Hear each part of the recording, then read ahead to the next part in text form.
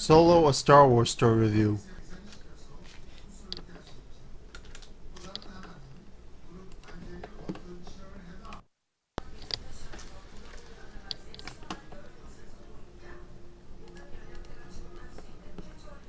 It's a Walt Disney film, a Lucasfilm film.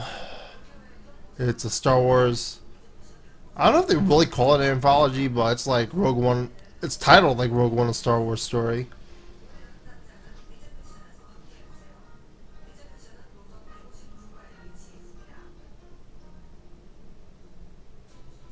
The Wikipedia is weird. It says it takes place 10 years prior to the events of New Hope. Even though the end, the sort of a nod to like something that could be a lot sooner than that. It explores the early adventure of Han Solo and Chewbacca. Not really much that they did. Because the criminal underworld stuff is just great though. Alden Ehrenreich stars as Han Solo. Woody Harrelson as Beckett. Emilia Clarke as Kira. Donald Glover as Lando Calrissian.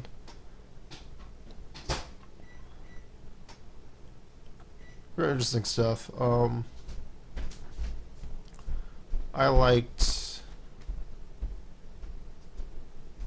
Well, the trailer was. Let's start with the beginning. The trailer was a bit of a mess. He didn't really seem like he was Han, and it's a bit of a problem if you're gonna have him. Maybe lower people's expectations. That's why I like the movie so much. Shin's director midway through, which I'll get into in a moment.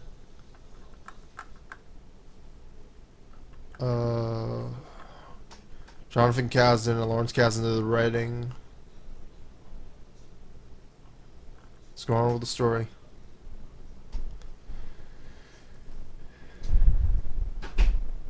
It's been a while since I watched the movie. I'm trying to remember what happens before Han goes in the car.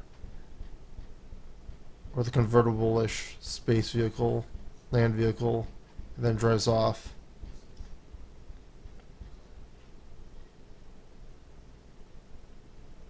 He gets a thing, and then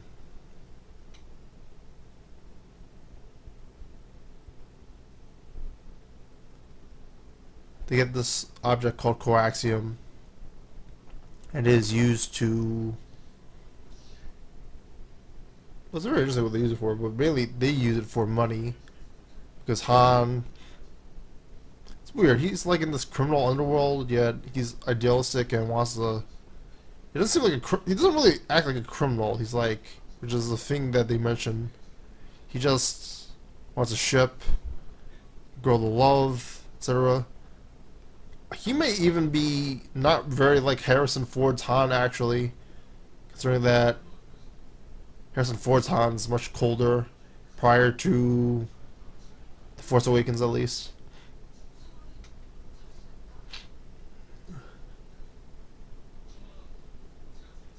So they get the coaxium. Han gets the coaxium by himself. And they escape this gang that tries to go after them. It's after, actually. No, I forget what he does. So he goes to meet this Jim Henson Muppet, which is like a villainous. And Han does his, try and get out of a tough situation thing. And he needs the money, the stakes. He needs the coaxium to get a ship, to get off Corellia.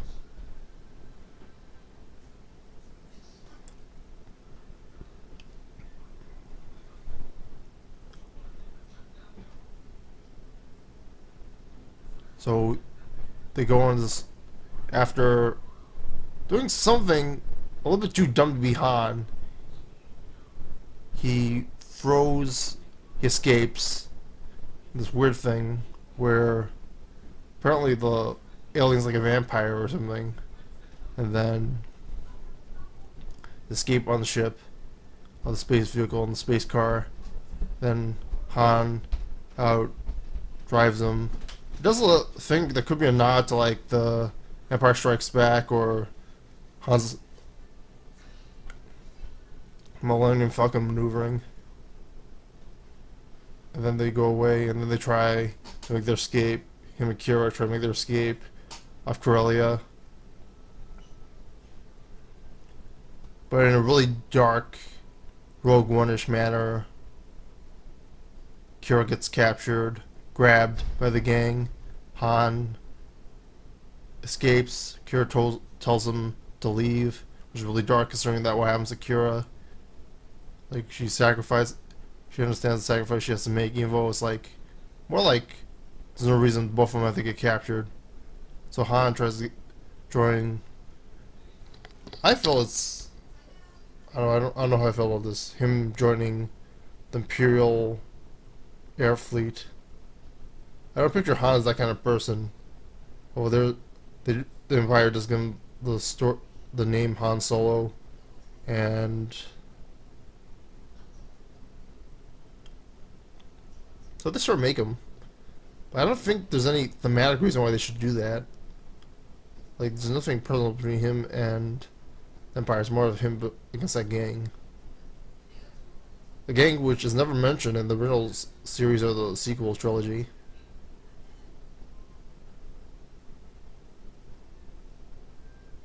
So, for some reason, he's in the Flight Academy for 3 years. And then he serves in this. Alright, I sort of liked it in the first viewing, but like, there's a lot of plot holes that much while watching this. So, he's in this like military thing. And he's trying to figure out how to survive the planet. Shows that the Empire doesn't treat their own workers that well.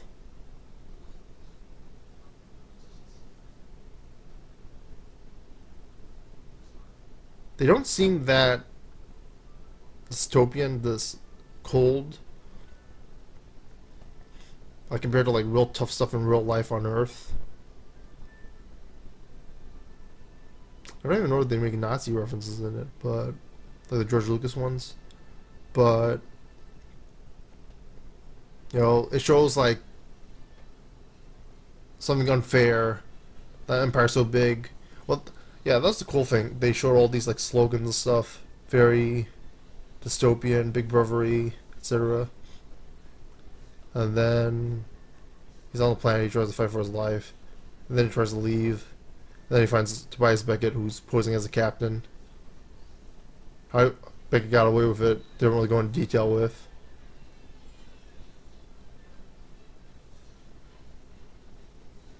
Beckett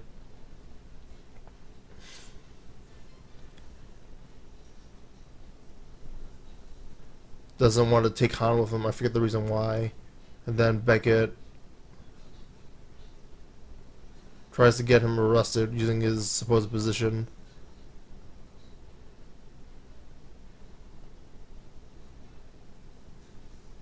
Because he doesn't believe Han will be helpful to him, or doesn't trust him or something. And then the Empire throws him into a pit. So where he meets Chewie. I don't know why I think this, but I always thought they knew each other a lot longer. Like, I don't think these circumstances are very cinematic.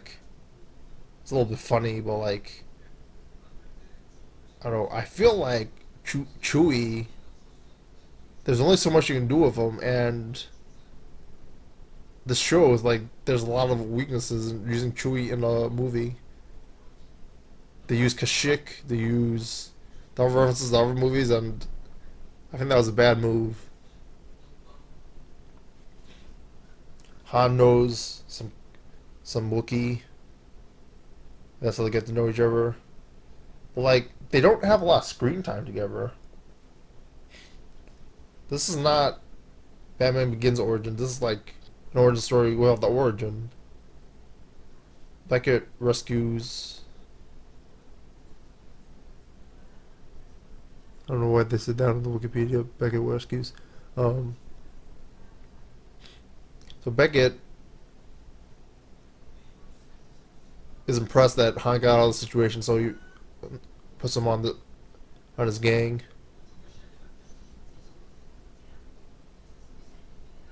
figure a Wookiee could be good help. They did a little chess thing, which is like a cool homage. A little bit too Easter eggy, but like, I don't know. It can happen. Oh, I don't think they're on the Falcon yet. Um, sent to enlist. They're sent to steal a shipment of coaxium. And I think they do it because of money. I don't remember because I haven't watched in a while.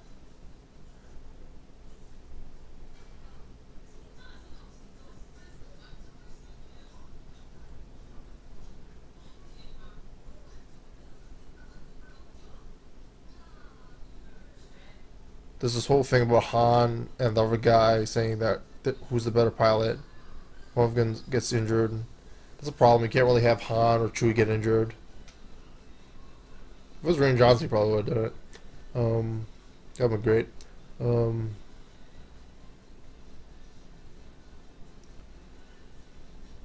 so the other guy gets injured. I forget if it's Infamous or the Empire who does it. So they go after I think it's the Empire Imperial train. Then Infamous interferes. Like his wife dies. The pilot dies. Han tries his best to save the day. He has to destroy that coaxium because he doesn't believe he could escape Infamous and everyone else while going after the coaxium. So you figure Infamous would be bad guys or dark, like, and sympathetic. Like they're willing to kill to get everything done.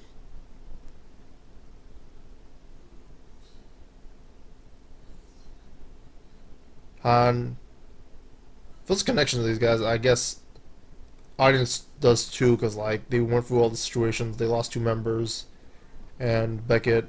Just so cool because he's a little the revolver ocelot shooting. He seems smart, very good tactician. Woody Harrelson's very good. Uh, so the thing is, the shipment was to be stolen for an Imperial warlord, not Imperial warlord, criminal warlord named Dryden Voss, who's played by a Marvel actor. I won't reveal who. I won't reveal too much already if you haven't watched the movie. He's in the Crimson Dawn Syndicate. Beckett states that he's afraid he's gonna die, and he thinks Hans and Chewie should go on their own since they were added to the crew, and Dryden Voss doesn't know anything about him. They said they'd be willing to help him. It's cool that they have a bit of loyalty to him. I like how they did that to the story. So they all go visit Voss. So it reminds me of the scene in the other guys where like they're in the I don't know, it was like all these hippie people in the mansion. Say it very kindly. And like Russell Crowe's character is like to Ryan Gosling's character don't touch anything. And the other guy like screws it up. But like Han sort of plays it a little more straight than that.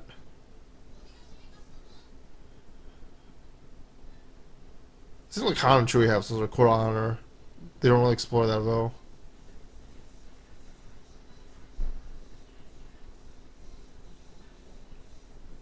Han and Chewie eventually meet up with Dryden Voss and Tobias Beckett after meeting Kira. I should have said that later. So Han finally meets Kira, who's on the ship, and is like, "Wow, maybe here's how Han can redeem himself. Maybe this is how you take a girl he likes, make up for it."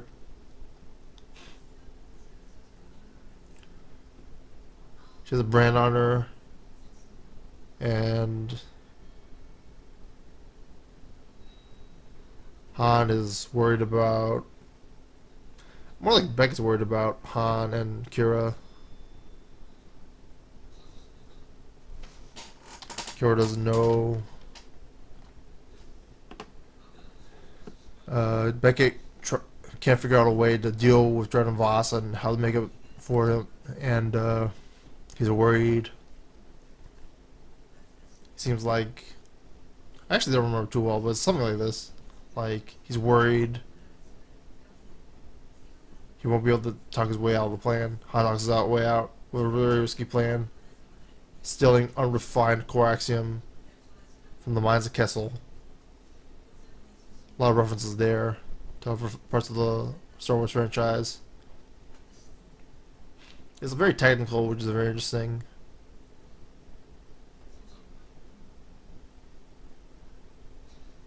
I it's I don't know what they have to do with this other than that Jordan Voss is like he wants loyalty, so like he wants them to take risks, and they pretty much be dead anyway, so they want to try it.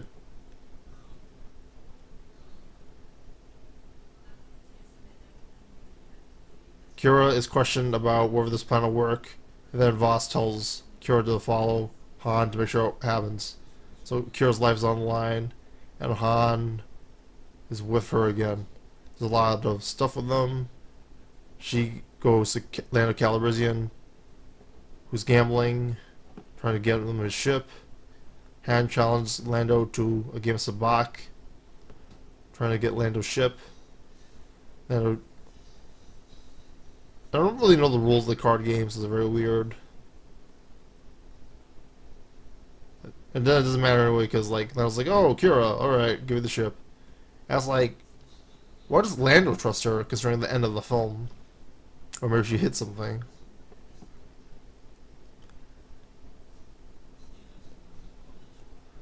So they reach Kessel, and then Lando has the whole thing with the robot lady, lady robot, and like she said, sort of at this point with Kira and the robot, the lady robot, that I'm thinking this is an anti-woman movie, because like she sort of feels like this perception of what someone would, like a Republican would assume a liberal is, like wanting freedom and wanting rebellion and wanting equal rights. And it's a shame because like I thought that was gonna be something very good at the beginning of the film. Although like it's always good to have a twist.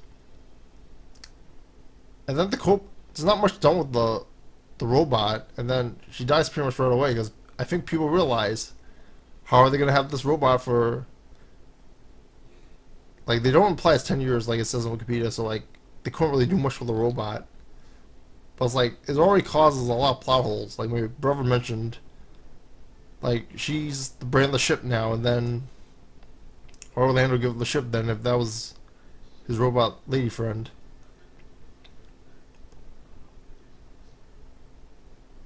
Kashyyyk, then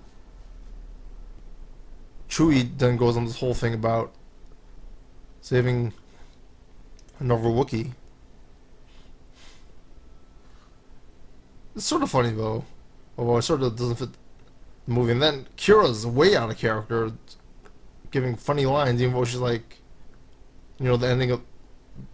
We'll get to the ending of the film.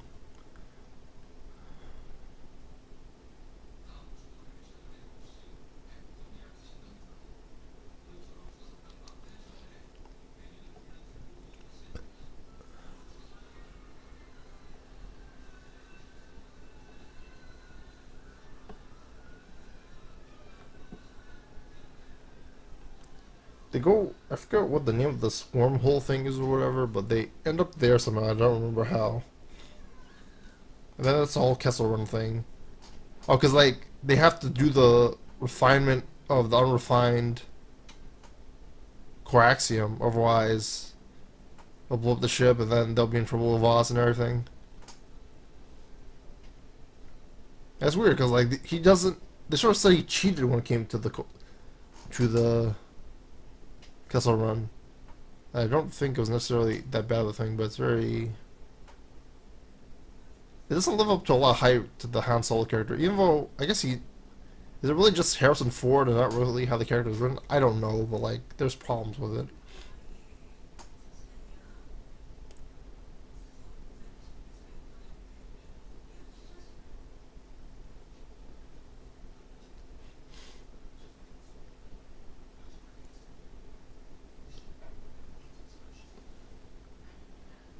So Falcon lands on a planet.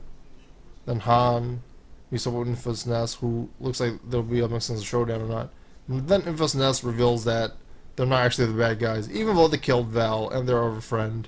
And everything's okay despite all that. Because like they have to fight the Empire and all that. But that's a little bit too quick of a transition.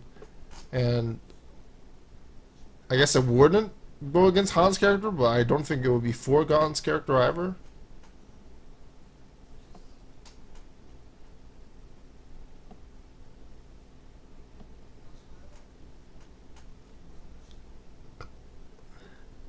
Beckett says he'll leave because like he doesn't know what to do between Infus and Nest and try to help them.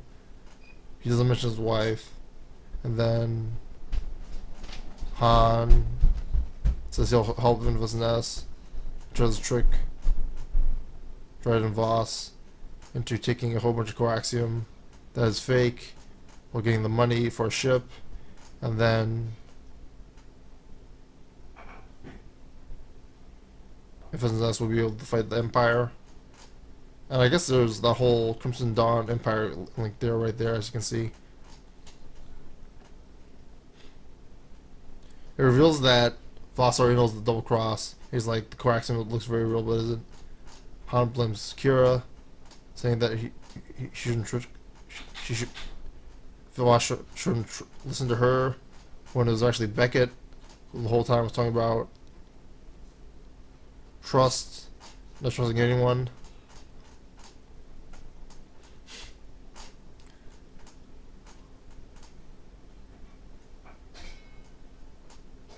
Han reveals he has the real coaxium, and that Infus Nest was ready for attack by Voss's guards, and then the guards are killed.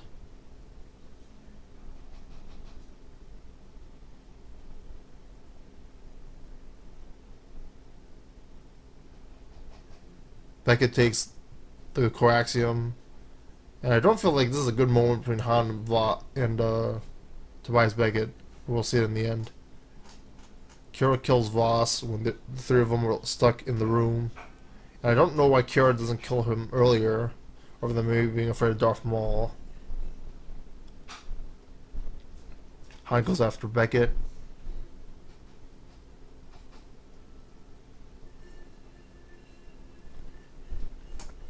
And then we have the worst cameo since... I don't know, I'm trying to figure out the worst cameo last year. There's probably one, but I forgot what it was. Oh, Split. Darth Maul as leader of Crimson Dawn. They don't explain it. They don't show him with the metallic legs or whatever that thing is Jonathan Katzen wanted to do. They don't... Maybe it's a different Darth Maul or whatever his species is. But, like, I think it's terrible. Like how are they going to explain that in the sequel trilogy, etc.? And I don't think that it should be canon with the rest of the cartoons. Or at least... And it's not canon with the cartoons anyway, because like Maul's supposed to be a good guy in those. It's very weird.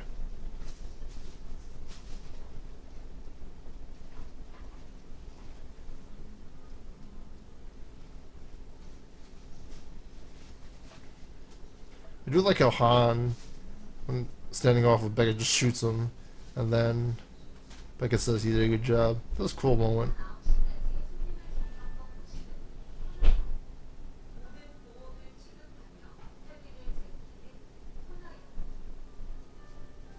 Look at the ship in the end, which I think is done a little bit too much. I like Jabba the Hutt is done too early, I think, and I felt like this movie's already been long, 30 minutes too long already, and I don't know. Last Jedi fans like this movie. Last Jedi haters like this movie. A lot of people didn't watch the movie, much like Power Rangers movie, the Power Rangers movie that came out earlier. Um, there's a lot of plot holes in this. Last Jedi just had tones and risks that people don't like. This is just straight up plot holes, like stuff that isn't resolved, and like you won't know since they're not even sure if there's gonna be a sequel movie, and it doesn't look like there will be, considering that the movie didn't do that well.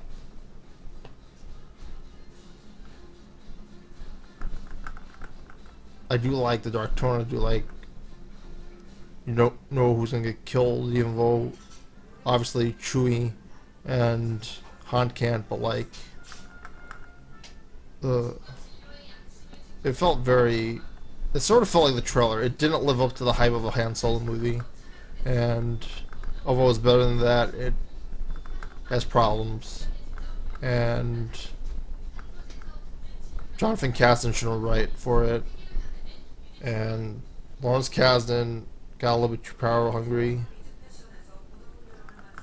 I don't think that Phil Lord and what's his name should have stayed on. Lord and Miller should have stayed. Like the story is a mess. Last Jedi story solid. Force Awakens, I like it more and more every time I watch it, especially after watching Force Awakens. Rogue One, probably the best one. This one is a mess, and it's really unfortunate. It's a fan favorite, but like, actually, technically, I think it has a lot of issues. It's too open-ended, and it causes a lot of problems. What are your thoughts? Like, comments, subscribe.